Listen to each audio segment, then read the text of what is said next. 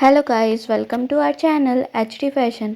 आज हम pant cut palazzo की कटिंग करेंगे, जिसमें हम बैक बड़ी रखते हैं। बैक क्यों बड़ी रखते हैं और कितनी रखते हैं, जानने के लिए वीडियो में बने रहें। ये हमारा मेजरमेंट है, जिसमें कमर है 32.5, लेंथ है 38 और मोरी है 12.5 से कटिंग करेंगे। और ये अभी हम तिरछापन निकाल रहे हैं।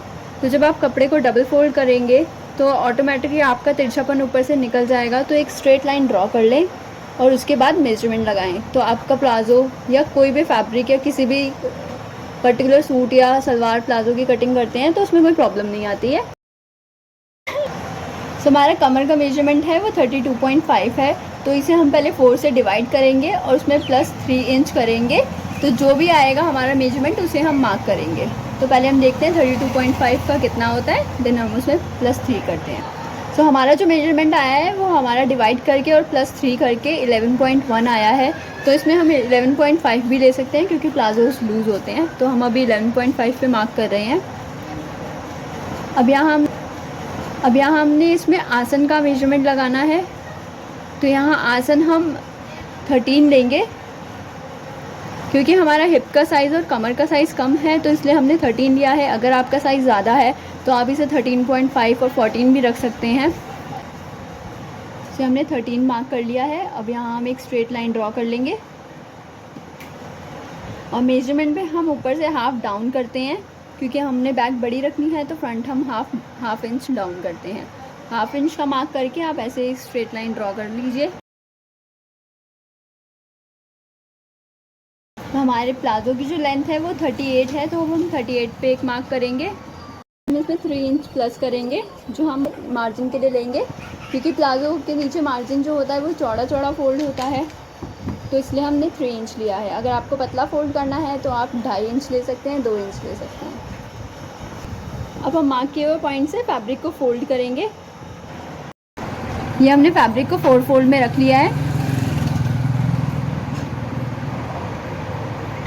अभी हम यहाँ बैक वाली पार्ट को 1.5 इंच ऊपर लेंगे।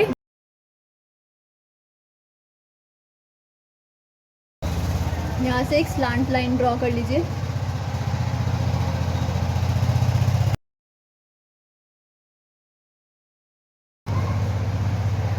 हमने यहाँ फ्रंट के दोनों पार्ट्स को ऊपर से कट कर रहे हैं जो हमने इससे पहले मार्क किया था।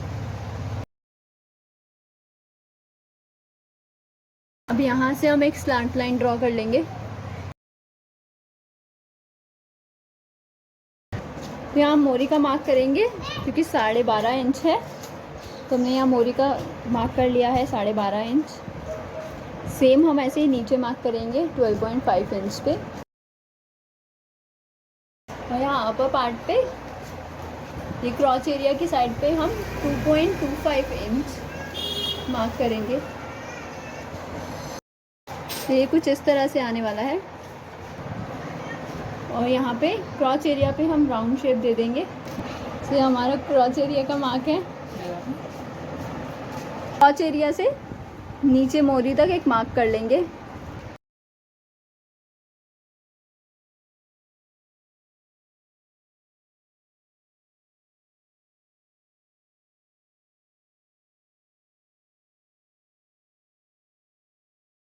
अब हम यहाँ इसके साथ में ही मार्जिन्स के लिए ऐड करेंगे।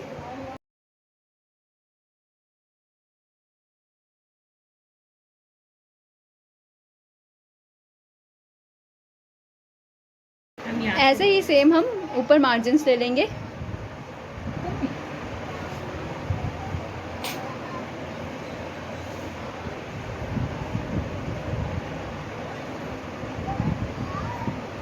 सो अब हम इसे कटिंग कर लेते हैं।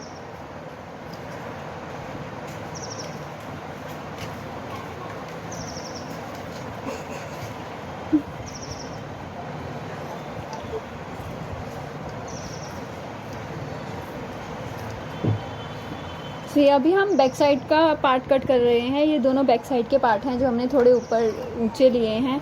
थोड़ा उठा के कट कर रहे हैं। वो हम इसलिए करते हैं ताकि जो सेंटर में झोल आता है या सेंटर में से जो प्लाजो उठता है, तो अगर आप बैक बड़ी काटेंगे तो ये दिक्कत नहीं आएगी। तो इसलिए हम बैक उठा के कटिंग करते हैं।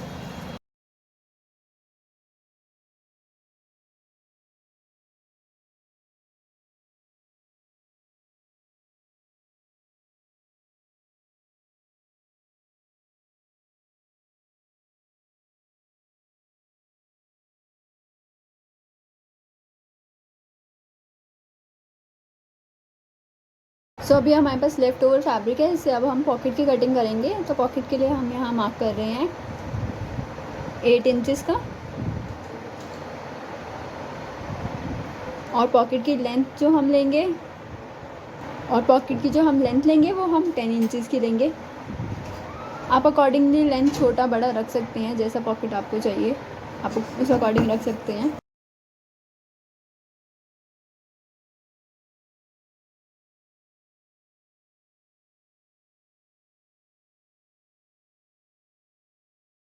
तो ये हमारी पॉकेट कटिंग करके रेडी है। तो इसे अब हम फोल्ड करके साइड कर देंगे। तो अब हमें ये लेफ़्ट ओवर फैब्रिक से बेल्ट निकालनी है। प्लाज़ो की बेल्ट कंप्लीट इलास्टिक वाली हमने बनानी है, तो उस अकॉर्डिंग हम यहाँ बन साइड पे जो ये डबल फोल्ड में फैब्रिक है, ये डबल फोल्ड में बन साइड आ रही है,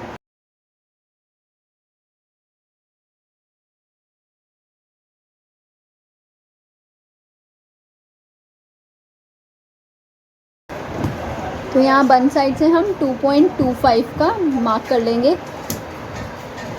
और इसकी जो कंप्लीट लेंथ है वो हमें नियर बाय 40 to 44 इंचज़ की रखते हैं। अगर आपका साइज़ बहुत ज़्यादा बड़ा है तो आप उसे 50 तक रख सकते हैं, otherwise 44 inches is more than enough. तो अब हम इसे कट कर लेंगे।